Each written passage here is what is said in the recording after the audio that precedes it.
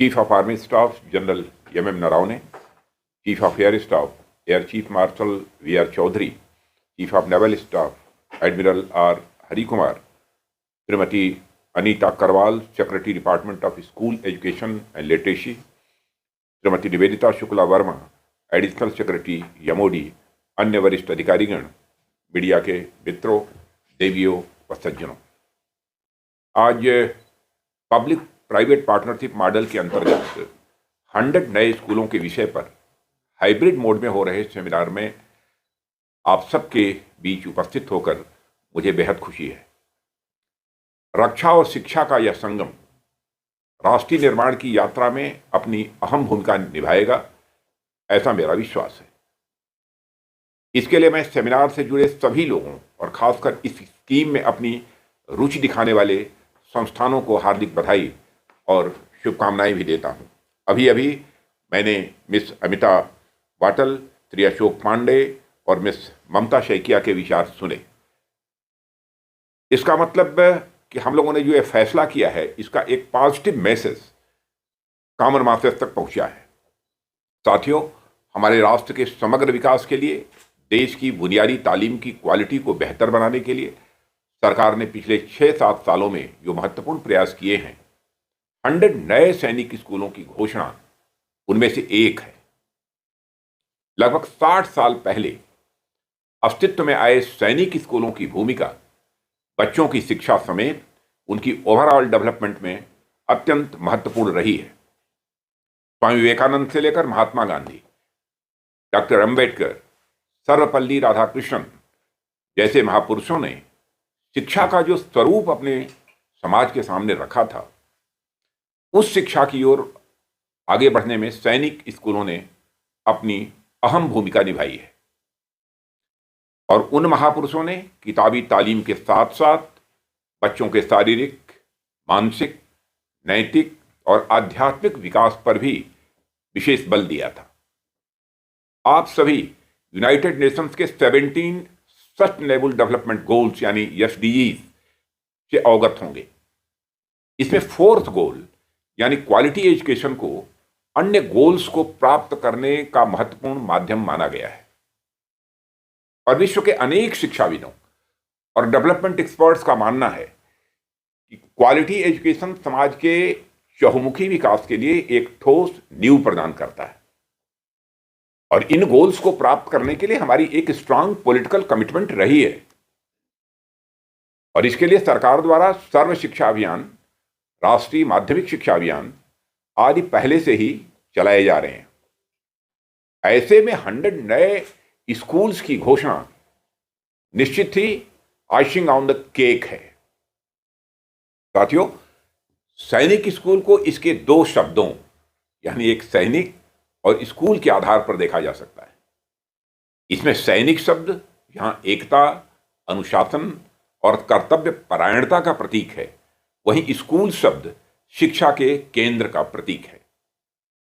यानी किताबी शिक्षा के अलावा बच्चों को एक सुयोग्य नागरिक बनाने के लिए उनका शारीरिक, मानसिक और नैतिक विकास करना, उन्हें हाई क्वालिटी एजुकेशन उपलब्ध कराना, बच्चों के अंदर एकता, अनुशासन, भाईचारे जैसे गुण विकसित करना सैनिक स्कूलों का यह प्रमुख उद्देश्य है।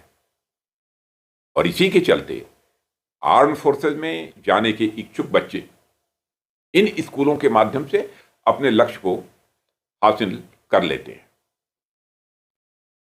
देवियों सज्जनों, आप सभी ने वाटरलू के मैदान में नेपोलियन की पराजय के बाद ड्यूक ऑफ वेलिंगटन द्वारा कहा गया कथन सुना होगा। उसने कहा था, battle of Waterloo was won on the playing fields of Eton. यहां ईटन ब्रिटिश एजुकेशनल इंस्टीट्यूट का प्रतीक है। इससे बच्चों के मजबूत बेस के निर्माण में स्कूलिंग की भूमिका का पता चलता है। और आप लोगों को यह जानकर अच्छा लगेगा कि इन स्कूलों ने हमारी आर्म्ड फोर्सेस में अब तक 7,000 से अधिक ऑफिसर्स की भर्ती में अपना कंट्रीब्यूशन किया है। न केवल सैन्य अधिकारी बल्कि इन स्कूलों से निकले कई बच्चों ने अनेक क्षेत्रों में अपना नाम शीर्ष पर ले जाने में भी कामयाबी हासिल की है। आप सभी नेफुरियो, जो प्रेजेंट इस समय चीफ मिनिस्टर हैं नागालैंड के, जनरल दीपक कपूर, जनरल दलबीर सिंह सुहाग और आरबीआई के पूर्व गवर्नर डी सुब्बा राव और राकेश रोशन जैसी हस्तियों के बारे में निश्चित रूप से अवगत होंगे। इन सभी की परवरिश सैनिक स्कूलों में हुई थी और इन्होंने अपने अपने क्षेत्रों में कामयाबी की बुलंदियां भी हासिल की हैं। सैनिक स्कूल जहां बच्चों के विकास में इतनी भूमिका निभा रहे हैं, वहां हमारी आधी आबादी यानी गर्ल्स को इनसे दूर रखना कहां तक सही होता। ऐसे में सरकार ने सैनिक स्कूलों में भी गर्ल्स के एडमिशन का रास्ता साफ कर दिया है और 100 नए स्कूल्स के आने के बाद देश की बेटियों की भागीदारी भी निश्चित रूप से बढ़ेगी। एक तरफ आर्म्ड फोर्सेज में महिलाएं परमानेंट कमीशन ले रही हैं, तो वहीं दूसरी ओर इस कदम से बड़ी संख्या में उनका मजबूत आधार भी तैयार होगा। और इन सब के चलते सैनिक स्कूल आज स्वयं में आईआईटी और आईआईएम जैसा एक ब्रांड बन चुका है। अपनी उपलब्धियों के माध्यम से इसने अपनी एक अलग पहचान बनाई है। सैनिक स्कूल की इन्हीं उपलब्धियों को ध्यान में रखते हुए सरकार ने देश में 100 नए सैनिक स्कूलों की घोषणा की है और सरकार की घोषणा के बाद अनेक संस्थाएं इससे जुड़ने के लिए आगे आई हैं। और साथियों, आज हमारा देश प्रत्येक क्षेत्र में आत्मनिर्भरता की राह में तेजी से आगे बढ़ रहा है। पब्लिक और प्राइवेट सेक्टर के तालमेल से हेल्थ, कम्युनिकेशन, इंडस्ट्री, ट्रांसपोर्ट और डिफेंस जैसे सेक्टर्स में नई ऊंचाइयां हासिल कर रहा है। ऐसे में मेरा मानना है कि शिक्षा और बच्चों के हॉलिस्टिक डेवलपमेंट में भी एक क्रांति की आवश्यकता है, जो रक्षा, शिक्षा और निजी क्षेत्र की मजबूत भागीदारी से ही संभव है। और यह सेमिनार मैं समझता हूं इसी भागीदारी का एक फाउंडेशन स्टोन है। साथियों, हमारी सरकार का यह हमेशा प्रयास रहा है कि देश के किशोर और युवा अपनी ओवरऑल डेवलपमेंट सुनिश्चित करते हुए अपनी आशाओं आकांक्षाओं के अनुरूप जीवन में आगे बढ़ सकें। इसके लिए राष्ट्रीय शिक्षा नीति 2020 का क्रियान्वयन हो, नेशनल कैडेट कोर जैसे युवा संगठनों की वैकेंसीज में बढ़ोतरी हो, खेलो इंडिया, स्टार्टअप इंडिया और फिट इंडिया जैसे अभियान हों। और हमारे माननीय प्रधानमंत्री जी ने अनेक ऐसे अवसर और प्लेटफॉर्म उपलब्ध कराए हैं जिनके माध्यम से हमारे किशोर और युवा अपने जीवन को समग्रता में विकसित कर आगे बढ़ सकते हैं। साथियों, आज जब सैनिक स्कूलों के विस्तार की ओर हम अपना एक और कदम आगे बढ़ा रहे हैं, तो मैं आश्वस्त हूं यह कदम माननीय प्रधानमंत्री जी समेत अनेक महापुरुषों के सपनों को साकार करने की दिशा में एक बहुत ही अहम साबित होगा।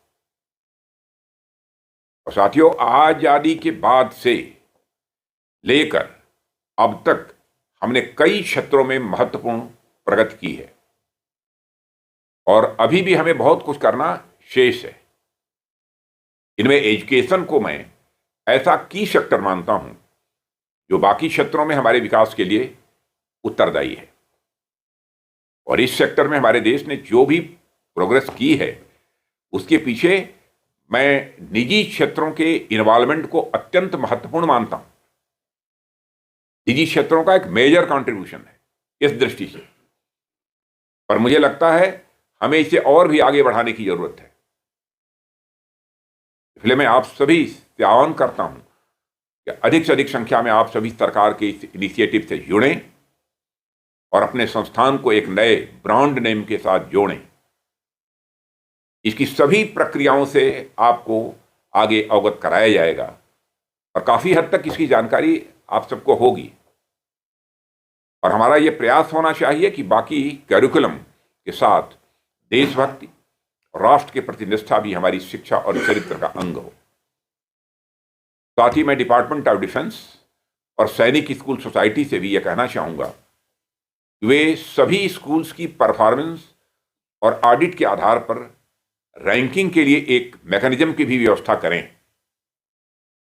इससे इनके बीच एक हेल्दी कंपटीशन और कुछ नया, अलग और बेहतर करने की भी एक प्रवृत्ति, इच्छा वो पैदा होगी।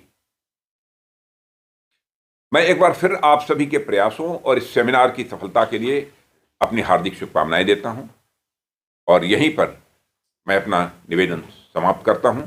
आप सबको बहुत बहुत धन्यवाद।